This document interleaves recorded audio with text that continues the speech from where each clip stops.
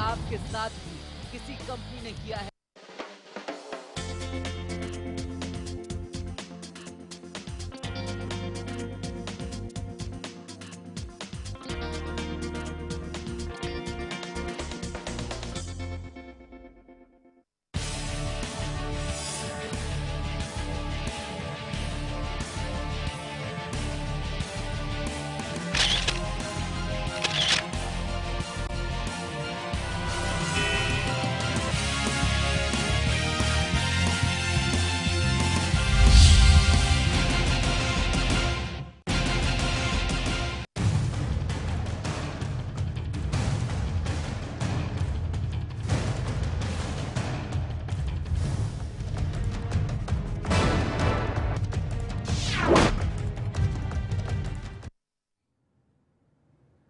नमस्कार, मैं हूं प्रशांत आंग्रे और आप तमाम दर्शकों का प्राइम टाइम में स्वागत है। आज का विषय है हमारा कौन बनेगा प्रधानमंत्री। जहां लोकसभा का बिगुल बज चुका है, सभी पार्टियां जोर शोर से चुनाव की तैयारी में जुट गई है। कोई नरेंद्र मोदी को प्रधानमंत्री बना रहा है तो किसी का कहना है कि शायद राहुल गांधी भी प्रधानमंत्री बन सकते हैं। लेकिन सवाल यह उठता है कि अगर बीजेपी कांग्रेस को सत्ता नहीं मिली तो अगला कौन होगा।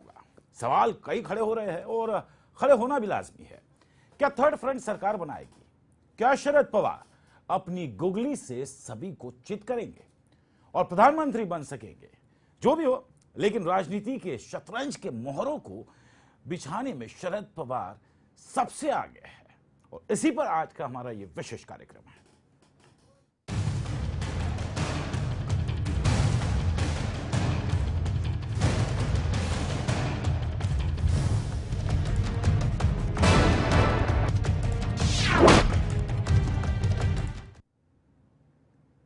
तो इस विशेष कार्यक्रम में हमारे साथ जो मेहमान इस वक्त मौजूद है, सबसे पहले उनका तारुफ करवाता हूं। हमारे साथ में इब्राहिम भाईजान जी, जो कि कांग्रेस के वरिष्ठ नेता इस वक्त स्टूडियो में मौजूद है। हमारे साथ चर्चा करने के लिए आपका स्वागत है। दूसरी तरफ बलजीत परमार जी हमारे साथ मौजूद है स्टूडियो में, जो कि हमारे वरिष्ठ अधिकारी और सहयोगी है।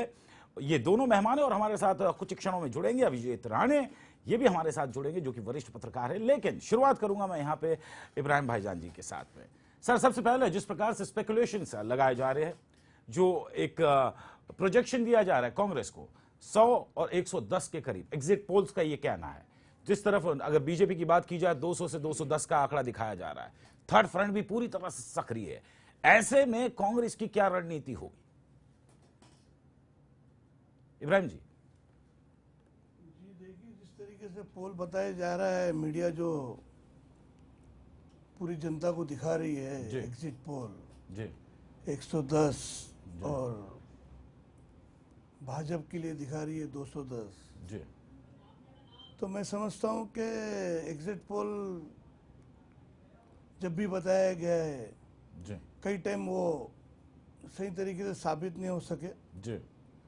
और जब जब इलेक्शन का दौर आया जी तो जनता ने हमेशा अपने वोट सही जो सेकुलर पार्टी है उनको देने का काम किया और सत्ता में लाने का काम। जी। तो मैं समझता हूँ एग्जिट पोल के लिए हम इतना दावे से नहीं कह सकते हैं जी कि कांग्रेस पार्टी एक सक्षम पार्टी है। जी जो हिंदुस्तान का नेतृत्व आज मैं समझता हूँ कि 126 साल से कर रही है जी और देश के विकास करने में भी बड़ी सक्षम रही है। जी। तो मैं समझता हूँ जो भी अंदाज़ा लगाया जा रहा है जी। और जो भारतीय जनता पार्टी के लिए सारी मीडिया बता रही है 210 सीट जी का जो टारगेट बता रही है, जी। मैं समझता हूँ कि ये जो लहर की जो भाषा चली हुई है देश में, जी ऐसी कोई बात नहीं है। और कांग्रेस पार्टी इस वक्त भी मैं समझता हूँ कि सत्ता में आएंगी जी और देश में राज करेंगी जी और सारे ही देश के जो समाज के लोग हैं जी। उनको लेके चलने का काम करेंगे और विकास की ओर ले जाएंगे। चलिए, जनता यानी आप एक बार फिर यहाँ पे उम्मीद जता रहे हैं इब्राहिम भाईजान जी। उनका कहना है कि कांग्रेस दोबारा वापस आ सकती है विकास के नाम पे। लेकिन यहाँ पे बलजीत जी, सर आपसे भी एक जानने की कोशिश करूंगा, जिस प्रकार से जो रुख चल रहा है कांग्रेस के ऊपर, जितने एलिगेशंस लगे या फिर भारतीय जनता पार्टी जिस प्रकार से एक हवा चल रही है, तीसरी तरफ थर्ड फ्रंट में कुछ ना कुछ जरूर पक रहा है जो अब नहीं दिख रहा है, लेकिन शायद जब पक के आएगा सामने तब पता चलेगा। ऐसे तमाम स्पेकुलेशंस के बीच में यहां पर अगर हमने एक सवाल यहां पे उठाया है शरद पवार, हमने शरद पवार का सवाल इसके लिए उठाया है क्योंकि कहीं ना कहीं वो एक ऐसे राजनेता है जो राजनीतिक जो तमाम चीजों को बड़ी गहराई से नाप तोड़ के उन्होंने जजमेंट करते हैं और एक बहुत परिपक्व एक नेता है। ऐसे में अगर यदि कांग्रेस नहीं, यदि अगर बीजेपी नहीं है तो फिर थर्ड फ्रंट में फिर शरद पवार जी का क्या होगा?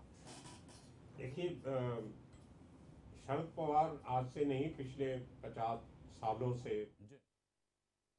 ये हैं और मुझे लगता है कि अगर एक ही नेता कोई हिंदुस्तान में ऐसा है जो उसके जो सहयोगी हैं रूलिंग कांग्रेस पार्टी जी, उसके जो ओपोनेंट्स हैं बीजेपी और बाकी छोटे बड़े दलों के जितने बड़े लीडर हैं जी, उनसे पार्टी को छोड़ के व्यक्तिगत लेवल पे जितने अच्छे रिश्ते शरद पवार के सबके साथ हैं जी, वो शायद और किसी पॉलिटिकल नेता में आज के दिन में नहीं है। जी, और कांग्रेस पार्टी जो है वो कोई एक पर्सनैलिटी को लेके नहीं चलती है, जी, वो एक असूलों की, सिद्धांतों की, उसका एक इतिहास है, उसकी एक परंपरा है। जी, शरद पवार सारी उम्र कांग्रेस में रह के कहीं ना कहीं उस परंपरा से थोड़ा टूटे, लेकिन अपनी पार्टी बना के उन्होंने जो अपनी अकेले की पोजीशन मजबूत की जी, और वन मैन शो चलाया अपनी पार्टी में, जी, वो उसी किस्म का शो तमिलनाडु में करुणानिधि साहब चला रहे जी, हैं,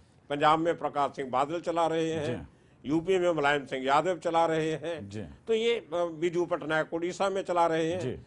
तो ये सब एक ही किस्म के जो लीडर हैं सबकी आपस में बहुत अच्छी बनती है। बिल्कुल, कल कहीं ऐसी हालात आते हैं अगर कहीं जी, जहां ना तो कांग्रेस अपने बलबूते पे सरकार बनाने के काबिल होगी जी, और या बीजेपी अपने बलबूते पे या सहयोगी के साथ मिलकर सरकार बनाने के काबिल नहीं होगी, जी, तो एक जो अल्टरनेटिव, थर्ड अल्टरनेटिव, जी, मैं उसको फ्रंट नहीं कहूंगा, थर्ड अल्टरनेटिव कहूंगा, जी, उसको अगर कोई शख्स इकट्ठा कर सकता है जी, और उसको लीड कर सकता है तो वो मुझे लगता है कि शरद पवार अकेले है। जी, बिल्कुल। यहाँ पर मैं इब्राहिम भाईजान जी आपसे भी जानने की कोशिश करूंगा, ये सवाल इसके लिए खड़ा हो रहा है कि क्यों अगर कांग्रेस नहीं, ये सवाल इसके लिए खड़ा हो रहा है क्योंकि पिछले कुछ सालों में जिस प्रकार से कांग्रेस के बड़े बड़े आला नेताओं के ऊपर जो एलिगेशंस लगे, जो बड़े बड़े स्कैम्स हुए जिसमें कांग्रेस के नेताओं के नाम है, मसलन ए राजा की अगर बात की जाए 2G स्कैम में 1,75,000 करोड़ का लगभग वो पूरा का पूरा स्कैम था। CWG ये खुद उसमें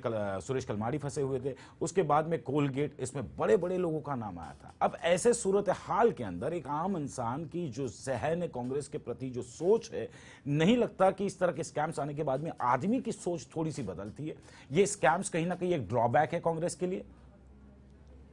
नहीं, देखिए, जो भी स्कैन हुए हैं जी, तो मैं समझता हूं कि कांग्रेस पार्टी ने बहुत ही जल्दी निर्णय लिया उसके ऊपर, जी, और जब भी जो स्कैम हुए, जो भी उसमें जिनके नाम आए, जी, उनको पार्टी ने बाहर निकालने का काम किया, जी, उनके ऊपर केस बने, जी, और अभी तक जब तक न्यायालय का फैसला नहीं आता है तब तक तो हम उनको गुनाहगार कह नहीं सकते। जी, मगर जहाँ तक, जैसे मेरे भाई ने कहा, जी, शरद पवार साहब बिल्कुल जी, सही कहा उन्होंने जी, कि सभी पार्टी में उनका मतलब बहुत ही अच्छा दोस्ताना है, याराना है, और आज महाराष्ट्र राज्य में, ऑल इंडिया जी, में, सरकार में, यूटी में हम जी, मिलके कांग्रेस और राष्ट्रवादी पार्टी सरकार चलाने का काम कर रही है। जी, तो ऐसे में तो जब भी हम कह सकते हैं कि अभी इलेक्शन तो अभी शुरू हुए हैं, जी, और जैसे जैसे इलेक्शन चलेगा और लोगों की जो भावना है वो कौन से तरफ जाती है, जी, और मैं समझता हूं कि वो देश की जनता इसका फैसला करेंगी। लेकिन भाईजान जी आपने जो कहा, जिक्र किया कि काफी अच्छे रिश्ते हैं शरद पवार के, मसलन अगर 1999 की बात की जाए जब कांग्रेस से वो अलग हुए थे, ये वही रिश्ते थे, उस रिश्तों के अंदर वो तासीर थी, उस रिश्ते के अंदर वो मिठास थी कि दोबारा कांग्रेस को केंद्र में समर्थन देने के साथ साथ महाराष्ट्र राज्य में भी आज समर्थन दिया। ये वही कशिश है शरद पवार की। इसीलिए सवाल खड़ा हो रहा है कि आने वाले दिनों में क्या लेफ्ट में उनकी तस्वीर देखी जा सकती है? नहीं, देखिए आज इसके बारे में कह नहीं सकते, जी। मगर जो हमारी आला कमांड है मैडम सोनिया गांधी जी और अभी जो कमांड संभाले हुए हमारे राहुल गांधी जी जो इलेक्शन के प्रचार में उतरे हुए हैं और देश की जनता के सामने अपनी बातें रख रहे हैं, तो मैं समझता हूं कि ये तो आला कमान ही डिसाइड करेंगी। मगर ये सारी बातें इलेक्शन के बाद जो भी खुल के सामने आता है, वो थर्ड फ्रंट के रूप में हो या लार्जेस्ट पार्टी के रूप में हो, तो जब भी हम कह सकते हैं, क्योंकि पीएम बनने की बात है यहाँ, तो मेरा ऐसा कहना है कि सभी पार्टी अपनी अपनी तरीके से ताकत लगा रही है। थर्ड फ्रंट भी जो है वो अपनी कोशिशों में लगा हुआ है और जो हिंदुस्तान का नेतृत्व जो एक बड़े रूप में कांग्रेस पार्टी करते आई है, वो भी अपनी कोशिश कर रही है। तो ये तो इलेक्शन के बाद ही हम कह सकते हैं कोशिश जारी है। देश का प्राइम मिनिस्टर कौन बनेगा। चलिए, हम प्राइम मिनिस्टर कौन बनेगा ये तस्वीर जल्द ही साफ हो जाएगी, लेकिन यहाँ पे परमार जी आपसे जरूर यहाँ पे सर जाने की कोशिश करूंगा। भारतीय जनता पार्टी की अगर बात की जाए तो इतने बड़े बड़े दिग्गज नेता है और खास करके कहीं ना कहीं थोड़ी सी अंदरूनी कलह भी यहाँ पे नजर आती है। जिस प्रकार से लालकृष्ण आडवाणी की बात की जाए या नरेंद्र मोदी की बात की जाए, क्योंकि शुरुआत इन्हीं से हुई थी। इन्हीं के बीच में पहले खटास थी उस प्रधानमंत्री पोर्टफोलियो को लेके, उसके बाद में दोबारा ये खटास हल्की सी देखने को यहाँ पे जरूर मिली है कि गांधीनगर के बजाय पहले लालकृष्ण आडवाणी कहते हैं मैं भोपाल से लड़ूंगा, दोबारा फिर उन्हें गांधीनगर दिया जाता है। ये गांधीनगर जो सिटिंग एमपी रहे हैं, हालांकि वहां से प्रॉब्लम क्या था, कहीं ऐसा तो नहीं था कि इसके पीछे कुछ था, इसके लिए वो जिद कर रहे थे कि मुझे भोपाल से आप मुझे चुनाव। अब लालकृष्ण आडवाणी भी दो जगह से चुनाव लड़ रहे, भोपाल से भी वो लड़ रहे, गांधीनगर से भी लड़ रहे। उसी तर्ज पर नरेंद्र मोदी भी वडोदरा से भी लड़ रहे वो चुनाव और वाराणसी से भी लड़ रहे। क्या मतलब इस चीज से क्या कुछ निकल के आ सकता है? देखिए, मैं अभी थोड़ी देर पहले वो ट्वीट चेक कर रहा था इलेक्शन के ऊपर जो लोग कर रहे हैं, उनमें एक बहुत गुवाहाटी से किसी आदमी ने एक ट्वीट किया छोटा सा कि आडवाणी जी और मोदी जी के दो दो सीटों से लड़ने से ऐसा लगता है कि इनकी हवा नहीं चल रही, इनकी हवा निकल गई है। तो ये अभी थोड़ी देर पहले मैंने नेट पे देखा। तो खैर माहौल की बात नहीं है, लेकिन ये लैक ऑफ कॉन्फिडेंस जो लोगों में है उससे कहीं ना कहीं ये लगता है कि घबराए हुए जरूर है। अगर कॉन्फिडेंस होता, अगर आदमी को जीतने की अगर उसमें ताकत है, उसमें जीतने की इच्छा है, उसको भरोसा है, तो मेरे हिसाब से 2 सीट पे लड़ना जो है वो अपनी कमजोरी दिखाना है। बिल्कुल सर, यहाँ पे जिस प्रकार से आपने बीजेपी का कहा, उसी तर्ज पे अगर मैं ये कहूँ कि अगर अरविंद केजरीवाल फैक्टर अगर हम यहाँ पे आम आदमी को यहाँ पे आप पार्टी को यहाँ पे अगर रखे सामने, तो कहीं ना कहीं आप जो है ये कांग्रेस के भी वोट काटेगी, साथ ही साथ बीजेपी के भी वोट काटेगी, क्योंकि अरविंद केजरीवाल ने तमाम जो फेहरिस्त रखी है, जो एलिगेशंस रखे हैं जो करप्टेड नेताओं के, उनमें दोनों पार्टियों के लोग शामिल है। तो वोट अगर इधर कटेगा तो कहीं ना कहीं थर्ड फ्रंट जो है इसकी मजबूत होने के आसार नजर आ रहे। केजरीवाल की बेसिकल जो पॉलिसी है वो ये है कि सबको गालियां देते रहो, सबको उनको उनकी नकाब उतारते रहो, वो आपस में लड़े, कोई जीते कोई हारे, मेरा काम हो गया, मैंने उनको नंगा कर दिया। ये केजरीवाल का एक आम आदमी की भाषा में केजरीवाल बड़ी सोच समझ के ये पॉलिसी बनाई हुई है उन्होंने। यूथ को, अनएम्प्लॉयड यूथ को, मिडिल क्लास को, नौकरी पेशा लोगों को साथ जोड़ने का तरीका एक ही होता है। ये जैसे पहलवानों में कमजोर हो एक तगड़ा होता है, तो तगड़ा पहलवान तो गिरा ही लेगा उसको, लेकिन जो कमजोर पहलवान है वो फिर उसको साइकोलॉजिकली हरास करने के लिए गालियां देनी शुरू कर देता है। तो ये भी पॉलिटिक्स का एक पैंतरा है जो हर पॉलिटिशियन यूज करता है। ये भी एक पैंतरा जरूर हो सकता है, लेकिन यहाँ पे भाईजान कांग्रेस किस पैंतरे को आजमाएगी? क्योंकि कांग्रेस को अपनी 15 साल की जो गद्दी, जो शासन है, उसे डिफेंड करना है। क्या आसान राह होगी या मुश्किल डगर होगी? नहीं, देखिए कांग्रेस पार्टी ने देश का नेतृत्व बड़ी अच्छी तरीके से किया है, मैं समझता हूँ। देश को विकास की ओर ले गई है जी और सारी जनता, सभी जाति के लोगों के लिए जो भी ये पिछले 15 साल में और ये हाल ही में भी जो पार्लियामेंट हाउस में जितने भी निर्णय लिए गए, जी मैं समझता हूँ देश के हित में सारी जनता के लिए अच्छी बात है। जी और एक बात आपने कहा कि शरद पवार साहब के लिए, जी तो मैं समझता हूँ कि वो कुछ हद तक वो सक्षम है जी कि अगर ऐसी स्थिति बनती है जी कि समझ लीजिए कि नंबरिंग में हमारी कमी होती है, जी तो मैं समझता हूँ हमारी मैडम सोनिया गांधी जी जो है, जी जब कभी ऐसी कोई बात आएंगी जी तो मैं समझता हूँ कि पवार साहब को वो मानते हैं, चाहते हैं, क्योंकि उन्होंने मैडम सोनिया गांधी जी के साथ में मिलकर काम किया है और आज भी सत्ता में है।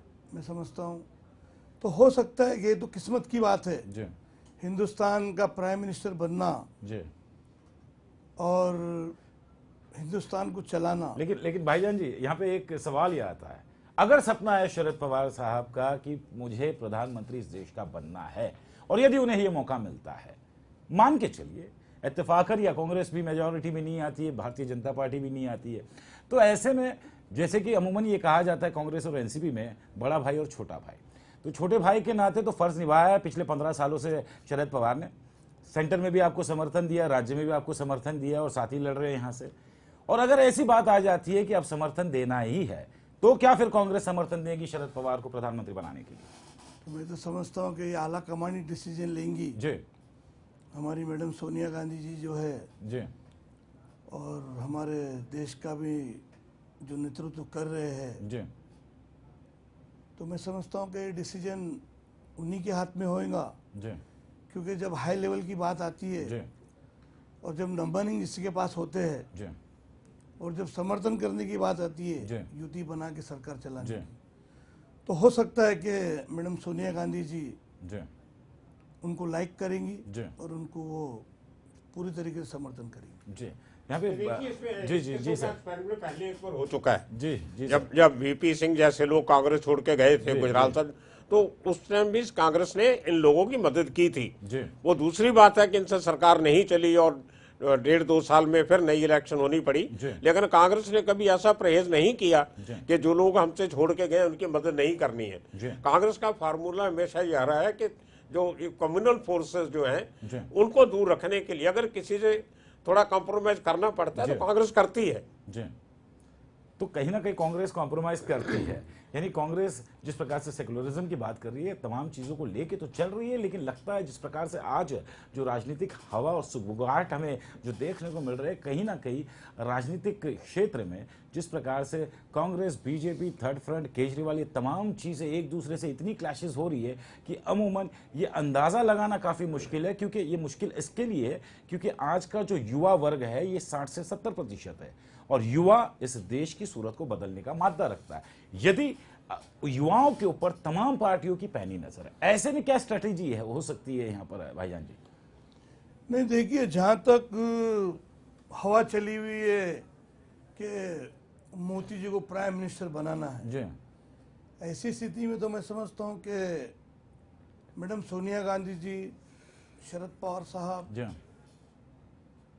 जो पूरे हिंदुस्तान की जनता, जी, पूरी जाति की लोगों को लेके जी, सेकुलर पार्टी के रूप में जो इतने साल से मैं समझता हूँ कि देश में सरकार चला रही है, तो मैं समझता हूँ कि ऐसी जो जातिवाद ताकतें हैं जो आज ये बता रही है, जैसे मोदी एक हवा के रूप में लोगों ने उनको बताया कि उनकी हवा चल रही है। हाल ही में मैंने एक न्यूज़ में देखा कि अपने अरुण जेटली जी पंजाब में उनकी रैली निकली थी, तो एक गुब्बारे भरे हुए थे और वो फूट के उसमें से अंगार निकली। तो मैं समझता हूँ कि गुब्बारे में हवा भरी हुई है, मुझे ऐसा लगता है, क्योंकि हिंदुस्तान की जनता जो है ये अच्छी तरीके से समझती है कि देश का नेतृत्व किसके हाथ में देना चाहिए। और मैं समझता हूँ कि जनता वही करेंगी जो सेकुलर लोग हैं उन्हीं को देश का नेतृत्व करने के लिए आगे बढ़ाएंगी जी। और जहाँ तक आपका कहना है जी। कि सेकुलरिज्म आप लोग देख रहे हैं क्योंकि मीडिया के माध्यम से पूरी दुनिया के अंदर लोग हर चीज़ को देखते हैं। गुजरात में इतने दंगे हुए जी। 3000 लोगों को मोदी जी ने मारने का काम किया जी। और अनेक स्टेटों में जी। जो माइनॉरिटी से जुड़े हुए कैथलिक समाज है, मुस्लिम समाज है, बोरा समाज है, उनको मारने का काम किया। तो जनता हर चीज़ उनके ध्यान में जनता के, तो मैं समझता हूँ कि ये इतनी आसान बात नहीं है जो हर जगह मीटिंगें कर करके एक दिखाने का काम कर रहे हैं लोगों को। जी चलिए, जिस प्रकार से यहाँ पे बलजीत जी सर, मैं आपसे ये जानने की कोशिश करूंगा। चलिए, कांग्रेस की अपनी स्ट्रैटेजी है, अपना वे ऑफ वर्क मॉड्यूल है उनका, बीजेपी का अपना वर्क मॉड्यूल अलग है, लेकिन यहाँ पे थर्ड फ्रंट की अगर बात की जाए तो शुरुआत अगर की जाए मुलायम सिंह यादव, मायावती, जयललिता जी, उधर ममता बनर्जी है, AIADM की है, तृणमूल कांग्रेस है, यानी ये तमाम लोग यदि अगर ये इकट्ठा आ सकते हैं तो मेरे ख्याल से ये करिश्मा सिर्फ और सिर्फ शरद पवार ही कर सकते हैं। क्यों? तो जिस प्रकार से इनके रिश्ते हैं, चाहे वो ऑपोजिट में भी हो, लेकिन उनके रिश्ते बहुत अच्छे हैं उन लोगों के साथ में। तो कन्विंसिंग पावर और तमाम चीजें जो रणनीति है, ये पवार साहब से बेहतर कोई नहीं कर सकता, क्योंकि खुद शरद पवार की इज्जत खुद इंदिरा गांधी जी भी करती थी। अर्जुन सिंह और शरद पवार के ऊपर जितना भरोसा स्वर्गीय इंदिरा गांधी जी को था, शायद ही उस वक्त के दौरान किसी के ऊपर होगा। तो बलजीत जी क्या कहना चाहेंगे यहाँ पर आप? देखिए, वही मैं कह रहा था कि ये एक पर्सनल रेपो है उनका सबके साथ जी।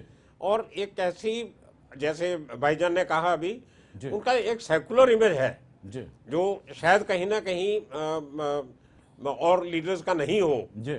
लेकिन शरद पवार के बारे में कोई नहीं कह सकता कि ये आदमी तो अस्वी है जी, या फिरका प्रस्त है जी। ये इस किस्म के इल्जाम उनके ऊपर आज तक नहीं लगे जी। तो वो एक फैक्टर उनकी हक में जा सकता है जब उन कोई बीजू पटनायक या लालू यादव या जितने भी लीडर हैं, ये इस किस्म के इल्जाम उनके ऊपर नहीं लगा सकते।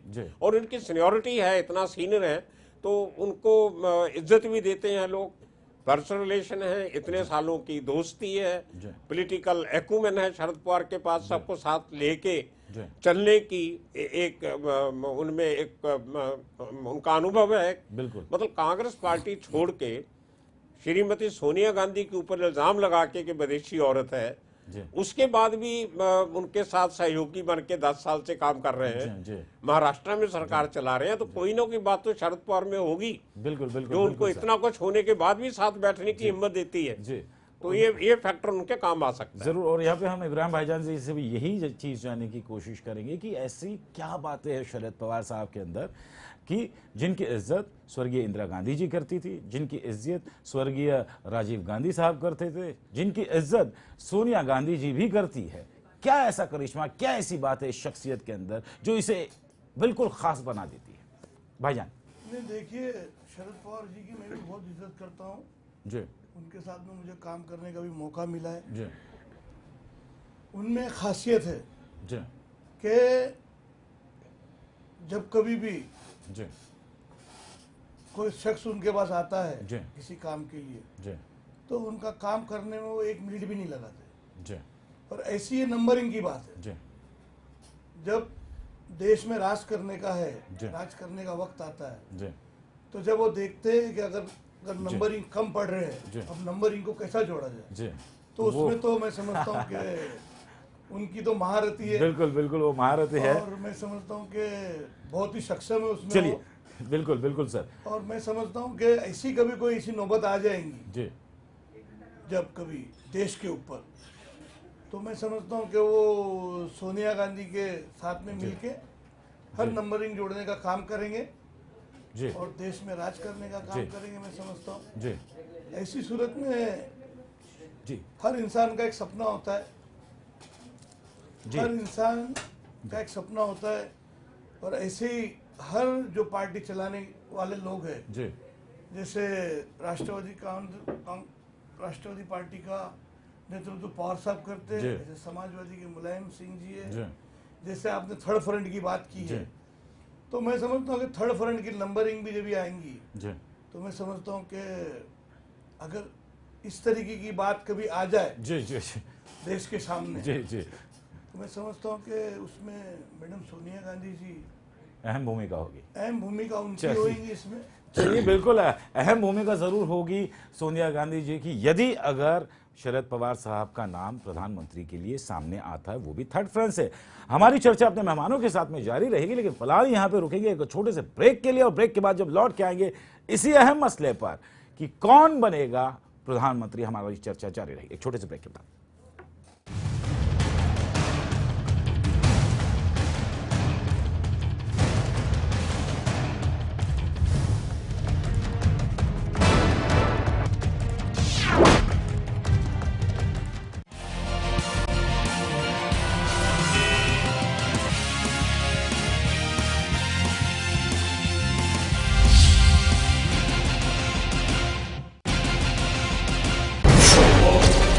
अंडरवर्ल्ड की नब्ज पहचानता हूं मैं, हर गैंग के राज जानता हूं मैं। अपराधी छोटा हो या बड़ा, मेरी नजरों से बच नहीं सकता। कहां छिपे हैं देश के दुश्मन, कहां से चलती है कंपनी, कैसे किया मुंबई पुलिस ने कंपनी को खल्लास, दिखाएंगे हम। कहां जुड़े अंडरवर्ल्ड के तार, कौन चला रहा है माफिया नेटवर्क, इन सबकी खबरें देता हूं मैं।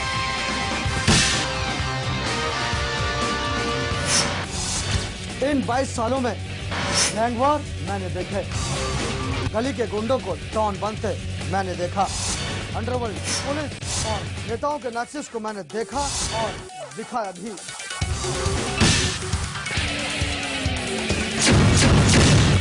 लेमन न्यूज के क्राइम टीम रखेगी अपराध जगत पर पैनी नजर। कॉर्पोरेट जगत की तेज रफ्तार जिंदगी की कुछ अनसुनी कहानी, कुछ ऐसी शख्सियत, कुछ ऐसे ख्याल जो आपकी सोच और आपकी जिंदगी हमेशा बदल दें। उनसे हम आपको करवाएंगे रूबरू। जरूर देखिए मेरे साथ सीईओ टॉक।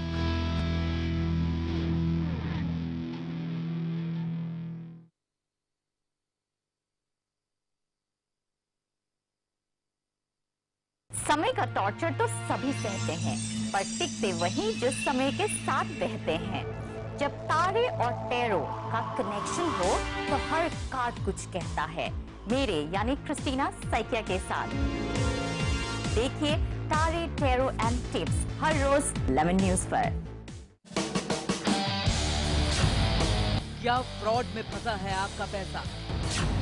क्या स्कैम में उलझी है आपकी रकम? नमस्कार, मैं हूं Ravi Nathani. Don't wait for a longer period, because ये तो वो टाइम बाद प्रेस में चला जाएगा और फिर आप कुछ नहीं कर पाएंगे। क्या आपके साथ भी किसी कंपनी ने किया है धोखा? कंपनी को बोले boss this is the limit, you have to give my money back. Consumer ने हमें एक कंप्लेंट दी कि मेरे पैसे बैंक ने लूट लिए हैं। स्कैम्स एंड फ्रॉड की टीम आपको देगी पूरी मदद।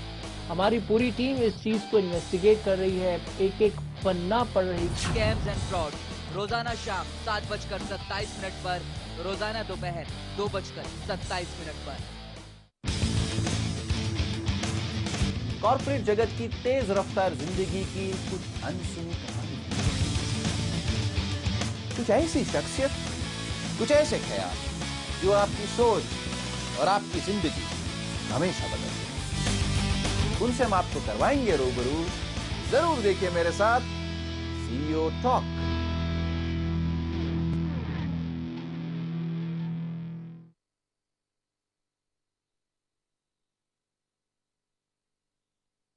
समय का टॉर्चर तो सभी सहते हैं, पर टिकते वही जो समय के साथ बहते हैं। जब तारे और टैरो का कनेक्शन हो तो हर कार्ड कुछ कहता है, मेरे यानी क्रिस्टीना सैकिया के साथ। देखिए तारे, टैरो एंड टिप्स हर रोज लेमन न्यूज पर।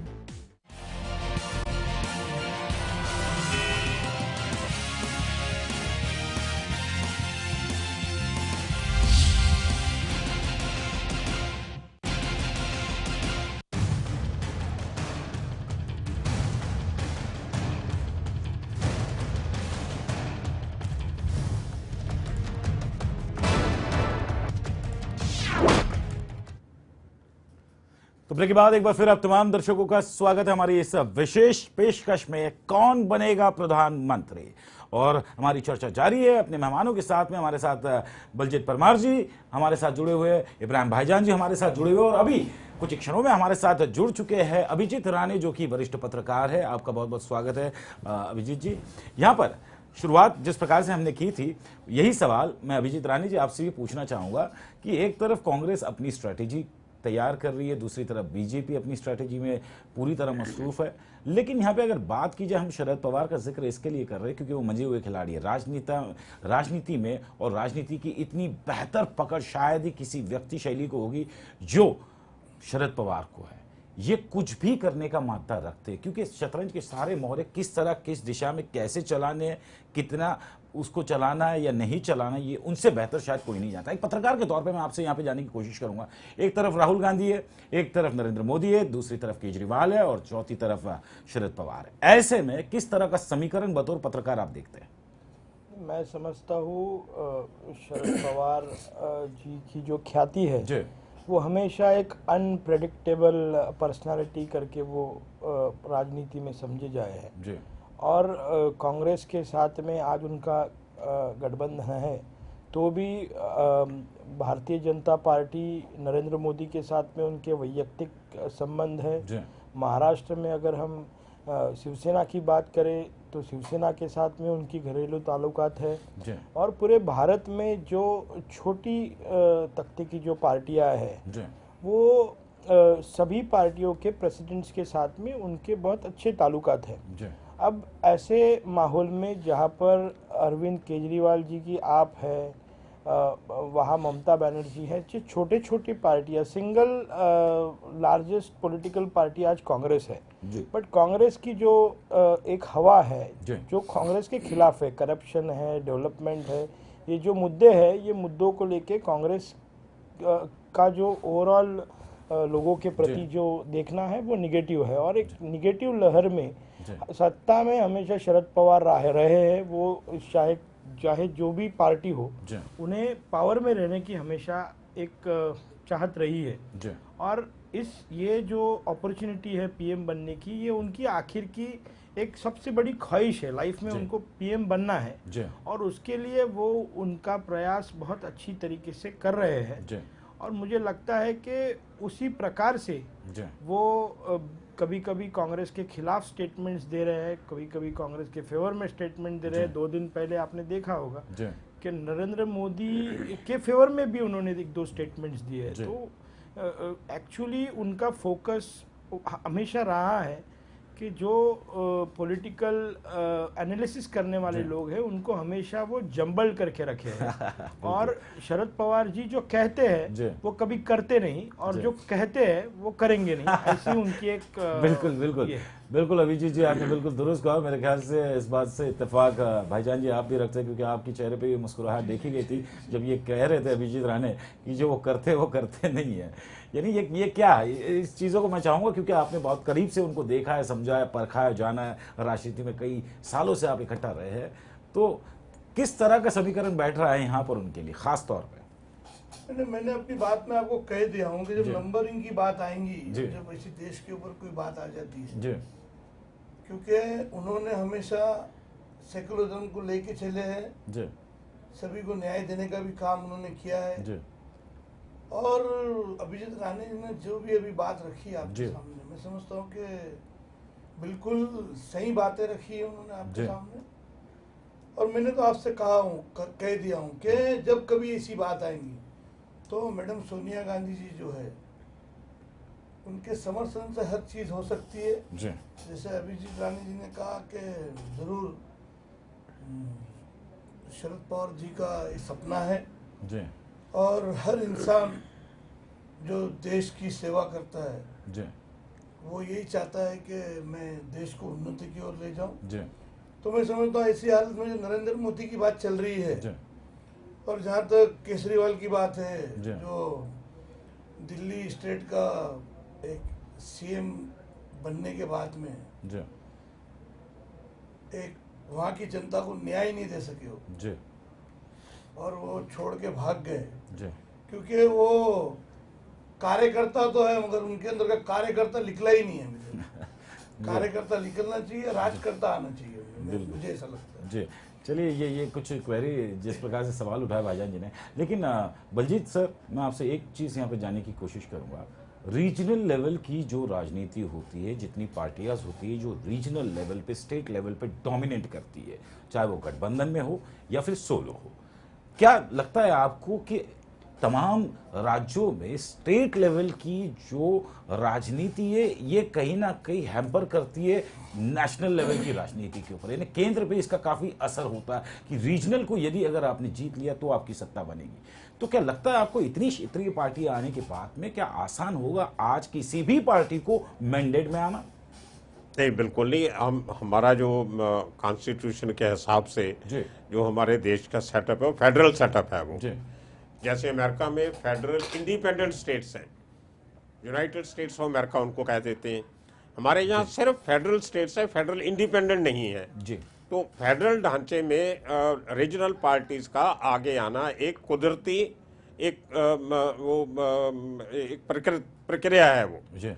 और ये आज से नहीं, जब से ये भाषा के आधार पे राज्य बनाए गए थे, मराठी के आधार पे महाराष्ट्र, गुजराती के आधार पे गुजरात, पंजाबी के आधार पे पंजाब, वो एक दौर था जिस दौर ने रीजनल पार्टीज को जन्म दिया। उसके पहले मेन एक ही पार्टी हुआ करती हिंदुस्तान में, कांग्रेस पार्टी। वो बहुत सालों के बाद आई, कभी तो भारतीय जनसंघ, बाद में आहिस्ता आहिस्ता 2-3 नाम बदल के भारतीय जनता पार्टी हो गई। उसी दौरान में 2 स्टेट्स में, बंगाल और केरला में लेफ्टिस्ट आए, मार्क्सिस्ट आते थे बारी बारी, एक बार कांग्रेस एक बार वो। तो ये दौर चलता रहा है 1970 के करीब तक। ये 1960 के अंत तक। 1960 के बाद जब रीजनल लैंग्वेजेस के आधार पे स्टेट्स बनी तो उसमें पंजाब में अकाली पार्टी खड़ी हो गई, तमिलनाडु में द्राविड़ मुनेत्र कझगम खड़ी हो गई डीएमके, बाद में टूट गई, उसमें से केडीआई डीएमके बन गई। इसी तरह हर स्टेट में एक नई रीजनल पार्टी को मौका मिला, और जब नए लोगों को मौका मिला तब हिंदुस्तान पे राज करने की तमन्नाओं रखने वाले लोगों की गिनती भी बढ़ गई। बिल्कुल। तो हर आदमी जो चीफ मिनिस्टर बन जाता था वो उसके बाद प्राइम मिनिस्टर बनने के सपने देखने लगा। एक बात मैं आपको इम्पोर्टेंट और बताना चाहता हूँ, प्लीज। भाईजान को अच्छी तरह मालूम होगा, बहुत सालों से राजनीति में है। ये जो इमरजेंसी के बाद जो यूनाइटेड फ्रंट का मिली जुली सरकारों का दौर चला, उसमें सबसे ज्यादा रोल अदा किया था सुरजीत ने, हरकिशन सिंह सुरजीत। वो एक सरदार जी आदमी ऐसा था जिसको शरद पवार की तरह हर पॉलिटिकल पार्टी वाले नमस्ते कहते थे। एक तो उम्र के हिसाब से बहुत सीनियर थे, एक पॉलिटिकल नाकाबंदी करने में वो मुंबई पुलिस से भी तेज थे। तो वो जो पर्दे के पीछे वो जो काम करते थे उसको कांग्रेस भी मान लेती थी, बीजेपी मान लेती थी, हर राज्य का पॉलिटिकल लीडर उनकी बात मान लेता था। तो कहीं ना कहीं जब मैं आज के सिनेरियो में देखता हूँ तो शरद पवार में से वो मेरे को एक हरकिशन सिंह सुरजीत भी थोड़ा सा नजर आता है। वो आगे देखते क्या होता है। यहाँ पर अभिजीत जी, अगर रीजनल की, अगर महाराष्ट्र की बात की जाए तो कहीं ना कहीं जब प्रतिभा ताई पाटिल जी को राष्ट्रपति का जो सम्मान दिया गया था उस वक्त शिवसेना ने उसे समर्थन दिया था, क्योंकि वो एक मराठी महिला थी और क्योंकि शिवसेना एक मराठी अस्तित्व, मराठी मानुष की लड़ाई लड़ती, उन्होंने समर्थन दिया था। तो इसी तर्ज पर यदि अगर कभी ऐसा अगर फ्रेम आता है, क्योंकि आज शिवसेना भले ही भारतीय जनता पार्टी को समर्थन दे रही है, लेकिन अगर शरद पवार का अगर नाम आएगा तो लगता है आपको जिस प्रकार से शरद पवार और बाला साहब ठाकरे के बीच में जो मिठास थी, जो एक खूबसूरत रिश्ते थे, कहीं ना कहीं शिवसेना शरद पवार का भी नाम ले सकती है आने वाले दिनों में? निश्चित तौर पर शरद पवार जी का नाम लेगी जी। व्यक्तिगत शरद पवार जी मराठा कम्युनिटी से बिलोंग करते हैं, राजपूत है वो समाज, और भारत में राजपूत जो समाज है, क्षत्रिय राजपूत समाज है, वो बहुत पावरफुल समाज माना जाता है। प्रतिभा पाटिल भी राजपूत थी और राजपूत होने के वजह से पूरे भारत में उनको वो मान्यता मिली। और राजस्थान में महाराणा प्रताप के कुलवंश है जो बीजेपी से बिलोंग करते हैं, उन्होंने समर्थन दिया। और पूरे देश में ये जो राजपूत कम्युनिटी है वो आज भी बहुत प्रभावशाली कम्युनिटी हम समझते हैं। आप अगर पूरे देश में अलग अलग राज्यों में, अलग अलग जिलों में आज भी अगर आप परीक्षण करोगे तो आज भी राजेशाही जिसको हम बोलते हैं, राजपूत समाज या राजा या सरदार, ये जो कम्युनिटीज है वो आज भी समाज में मानी जाती है। और शरद पवार जी खुद ये समाज से बिलोंग करते हैं, तो ये समाज पूरी तरीके से उनके पीछे रहेगा। अभी क्षत्रिय समाज जो है वो सभी जातियों में है, बिल्कुल, वो हिंदू में है, मुस्लिम्स में है, साउथ इंडियंस में, अलग सब कम्युनिटीज में है।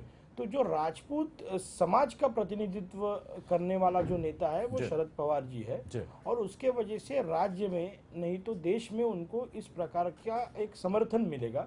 साथ में जैसे इब्राहिम भाईजान बहुत सीनियर नेता है, शरद पवार जी के साथ में उनके बहुत नजदीकियां रही है। मुंबई में जब राष्ट्रवादी कांग्रेस की जब जड़ लगाई गई उस वक्त भाईजान माइनॉरिटी कम्युनिटी के प्रेसिडेंट रहे, और मुंबई में एनसीपी को एस्टैब्लिश करने का बहुत बड़ा उनका योगदान है। और उसके वजह से उनको शरद पवार जी का काम करने का जो स्टाइल है वो बहुत अच्छे से मालूम है। और पूरे महाराष्ट्र में अगर हम बात करते हैं तो महाराष्ट्र के सभी पार्टियों के साथ में उनके बहुत अच्छे संबंध है। हम शिवसेना की अगर बात करें तो शिवसेना का मुखपत्र चलाने वाले संजय राउत है, वो उनको गुरु मानते हैं। संजय राउत जी शरद पवार जी को गुरु मानते हैं। बीजेपी में नितिन गडकरी जी उनके करीबी है। मनोहर जोशी जो शिवसेना के मास्टरमाइंड कहे जाते थे, उनके शरद पवार जी के साथ बहुत अच्छे संबंध थे। आज राज ठाकरे बहुत से विषयों पर शरद पवार जी से एडवाइस लेते हैं।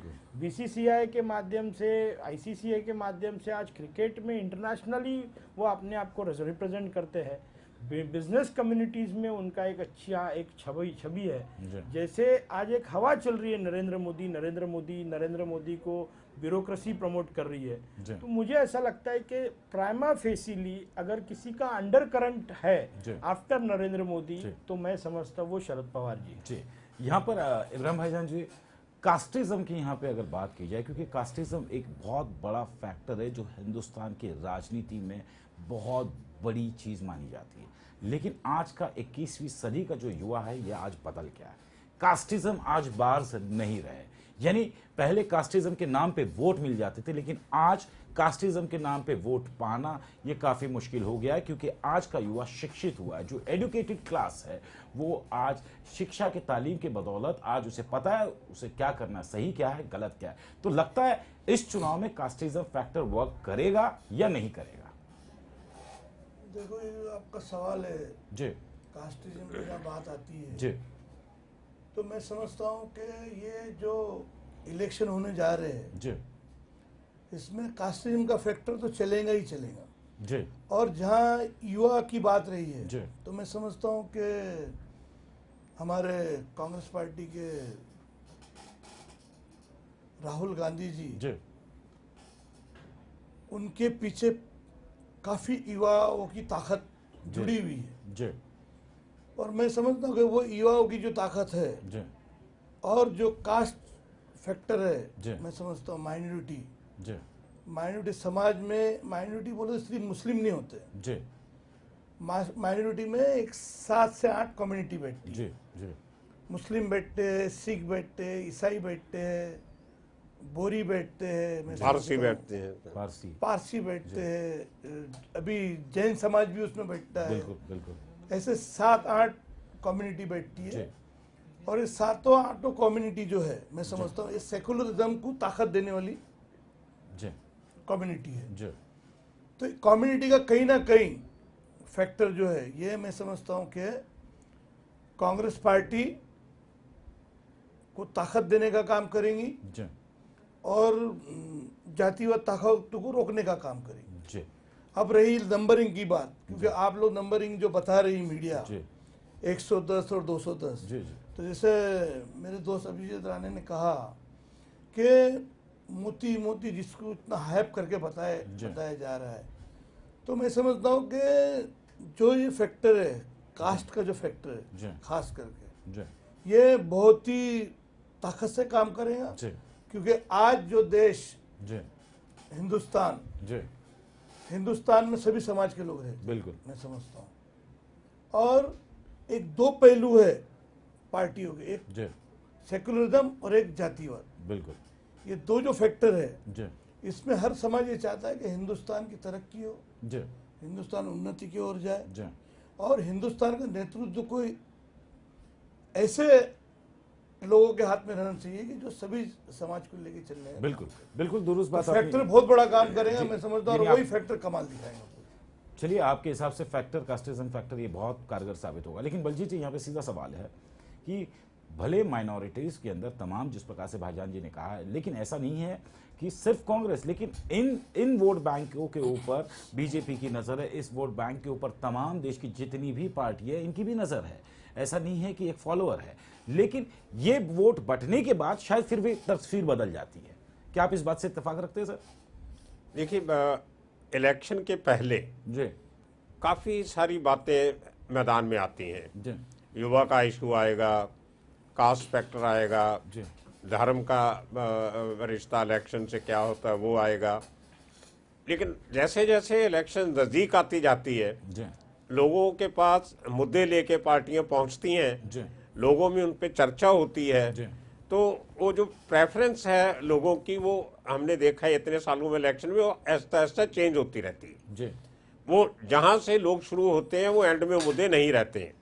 जैसे मोदी जी ने जब से शुरू किया था, आज से 4 महीने पहले, 5 महीने पहले जयपुर से ये मुद्दा, तभी महंगाई मुद्दा था। आज महंगाई नहीं है, महंगाई 4.8 रहेगी, जो उस जमाने में 12 के करीब पहुंची हुई थी। तभी रुपया 70 रुपये के करीब चला गया था डॉलर के मुकाबले, आज 60 रुपये पे आ गया। और इसी तरह जो मुद्दे तब थे वो आज नहीं रहे हैं। वो सेंसेक्स जो है वो 20,000 का आंकड़ा क्रॉस कर गया। तो इकॉनमी ऊपर जा रही है, देश की प्रोडक्शन बढ़ रही है, कीमतें नीचे आ रही हैं। एग्रीकल्चर प्रोडक्शन जो है पिछले 6 सालों से सबसे ज्यादा इस साल हुई है। इंडस्ट्रियल प्रोडक्शन बढ़ रही है। एम्प्लॉयमेंट पिछले 5 सालों में 2 करोड़ के करीब यूपीए सरकार ने दी है। तो ये मसले जब लोगों तक पहुंचेंगे तो तभी ये महंगाई और ये शेयर बाजार का नीचे जाना, रुपये का सस्ता होना, ये मुद्दे पीछे रह जाएंगे। तो अभी जो पॉलिटिकल पार्टी कोशिश रहेगी वो अपनी मजबूतियों को और मजबूत करने की रहेगी, ना कि कमजोरियों को छुपाने की। चलिए, यहाँ पर काफी अहम मसला है, क्योंकि इसी मसलों को लेकर तमाम पार्टियां चुनाव में जा रही है। महंगाई को लेकर, भ्रष्टाचार को लेकर, सुरक्षा को लेकर काफी सारी अहम मसले हैं कि तमाम पार्टियां यही कह रहे हैं। लेकिन यहाँ पे अभिजीत जी, अगर आपसे जानने की कोशिश करूंगा, जो हमारा मूलभूत विषय है कि प्रधानमंत्री कौन, अगर मान के चलिए कि अगर कांग्रेस नहीं आती है मैंडेट में तो राहुल गांधी का क्या, अगर बीजेपी नहीं आती है तो फिर नरेंद्र मोदी का क्या? ये 2 अहम सवाल है। इसके ऊपर क्या कुछ कहना चाहेंगे? मैं समझता हूँ कि जो छोटी रीजनल पार्टियां जो आज काम कर रही है छोटे छोटे स्टेट्स में, आप कांग्रेस और बीजेपी अगर आप फोकस करेंगे तो ये 2 लार्जेस्ट पार्टी हम समझते हैं। बट आज का जो एक माहौल पॉलिटिक्स में हम जो देख रहे हैं, वो जो माहौल है, वो लोग इन सत्ता पर बैठे हुए लोगों से तंग आ गए और उनको कुछ चेंज चाहिए। और चेंज के लिए जो एक्चुअली फील्ड पर काम करने वाले जो लोग हैं, जो समाज के प्रति कुछ देना चाहते हैं, देने की दानत रखते हैं, उन लोगों को अभी लोग पसंद करेंगे। आप अगर देखेंगे, केजरीवाल जी नरेंद्र मोदी को लेके आज आप न्यूज़पेपर्स, टीवी चैनल्स पर देख रहे हैं कि किस प्रकार से मोदी जी को एक्सपोज कर रहे हैं, मोदी जी के ड्रामा को एक्सपोज कर रहे हैं। मोदी जी ने जो गुजरात की एक हाइप बनाई है कि गुजरात का डेवलपमेंट, गुजरात का विकास, गुजरात में होने वाली फैक्ट्रीज, लास्ट अगर केजरीवाल का आप प्रेस कॉन्फ्रेंस देखेंगे तो किस प्रकार से केजरीवाल ने नरेंद्र मोदी को एक्सपोज किया है, और वो 95% ट्रुथ है। तो ये जो क्रेज जिस प्रकार से मोदी जी की बनाई जा रही है वो सरासर गलत है। और ये सभी जो हवा है वो हवा का रुख बदलने का जो काम कर रहे हैं, जादूगर जिसको हम राजकीय राजनीति का जो जादूगर है वो शरद पवार है जी। और मैं समझता हूँ शरद पवार जी ये छोटे छोटे पार्टियों को सबको साथ में लेके एक अच्छी सरकार बनाने की वो उनकी एक ख्वाहिश, उनकी एक सोच और उनको ये आखिर की एक जो हम समझते हैं कि एक आखिर का चांस है, वो 100% वो अच्छी तरीके से उसे डोमिनेट करेंगे। चलिए, यहाँ पर वक्त की पाबंदी है, इसके लिए मुझे चलते चलते आप तीनों लोगों को एक एक सवाल संक्षेप में हाँ या ना। बलजीत जी, सबसे पहले आपसे, हमने जिन मुख्यमंत्रियों के चेहरे यहाँ पे, प्रधानमंत्रियों के माफ कीजिएगा, जिन भावी प्रधानमंत्रियों के चेहरे यहाँ पे दिखाया, जिसमें नरेंद्र मोदी, राहुल गांधी, साथ ही साथ केजरीवाल है, शरद पवार है, किस चेहरे को आप देखना पसंद करेंगे? बलजीत जी। ये देखिए, अभी वो तो इलेक्शन के बाद ही मालूम पड़ेगा, लेकिन मेरे हिसाब से मोदी को छोड़ के जो भी आ जाए ठीक है। चलिए, ये मोदी को, आपने कहा मोदी को छोड़ के कोई भी आ जाए ठीक है। इब्राहिम भाईजान जी, आपसे जानने की कोशिश करूंगा, आप राहुल गांधी ही कहेंगे? जी, कोई शक की बात नहीं। अगर राहुल गांधी नहीं, और अगर राहुल गांधी नहीं या फिर अगर मोदी भी नहीं, तो फिर किस शक्ल को देखना पसंद करोगे, केजरीवाल या फिर शरद पवार? नहीं, देखिए, मैंने तो अपनी बात में कह दिया हूँ कि नंबर जोड़ने में शरद पवार जी जो है वो माहिर है, यानी शरद पवार की तरफ आपका झुकाव ज्यादा है सबसे। तो मेरा ये कहना है कि वो फैसला तो मैडम सोनिया गांधी जी और शरद पवार साहब कर सकते हैं। नंबरिंग की बात आएंगी और जब ये जो मुखौटे सामने आएंगे तो मुझे ऐसा लगता है कि मैडम सोनिया गांधी जी, शरद पवार साहब ही कुछ। चलिए, यानी कहीं ना कहीं कांग्रेस भी शरद पवार का यहाँ पर शायद समर्थन कर सकती है, यदि अगर थर्ड फ्रंट में सुपर लीडर बनके शरद पवार साहब सामने आते हैं। चलते चलते अभिजीत जी, किसको आप प्रधानमंत्री के कुर्सी पर देख रहे हैं? आपने जो 4 फेसेस दिखाए उसमें सबसे सीनियर और सबसे experienced political leader, senior and experienced political leader और पॉलिटिकल अंडरस्टैंडिंग समझने वाला जो आदमी है वो शरद पवार है। तो मेरी जो सम्मति है वो शरद पवार जी पे है। चलिए, आपकी सम्मति शरद पवार जी के साथ में। इब्राहिम भाईजान कह रहे हैं कि सोनिया मैडम जो है, अगर शरद पवार अगर थर्ड फ्रंट के तौर पे सामने आते तो वो उन्हें समर्थन करेंगे। और जहाँ तक का बलजीत जी का सवाल है, तो उन्होंने साफ तौर पे कहा है कि नरेंद्र मोदी को छोड़ के कोई भी आए उन्हें पसंद है। फिलहाल ऐसा विशेष पेशकश में, लेकिन हम आपको जरूर ये वादा दिलाते हैं कि आने वाली क्या कुछ तस्वीर होगी लोकसभा चुनाव की, कौन बैठेगा उस प्रधानमंत्री के गद्दी पर, हर एक तस्वीर से हम आपको रूबरू करवाएंगे। लेकिन फिलहाल इस विशेष पेशकश में बस इतना ही। जाने से पहले हम अपने तमाम मेहमानों का शुक्रिया अदा करना चाहते हैं। बहुत बहुत शुक्रिया बलजीत जी आपका, इब्राहिम भाई जी आपका, और अभिजीत रानी जी आपका बहुत बहुत शुक्रिया। तो इस विशेष पेशकश में बस इतना ही, मुझे दे अनुमति, लेकिन खबरों का सिलसिला बदस्तूर लेमन न्यूज़ पे जारी रहेगा।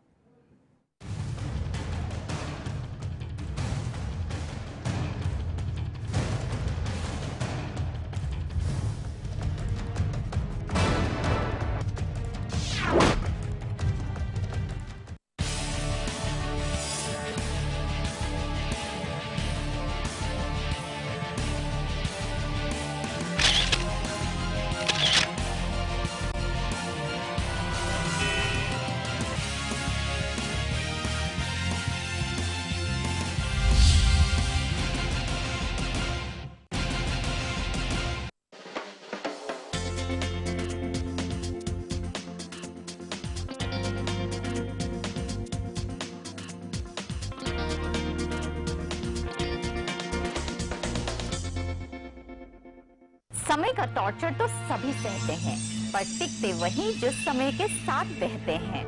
जब तारे और टैरो का कनेक्शन हो तो हर कार्ड कुछ कहता है। मेरे यानी क्रिस्टीना सैकिया के साथ देखिए तारे, टैरो एंड टिप्स हर रोज लेमन न्यूज पर।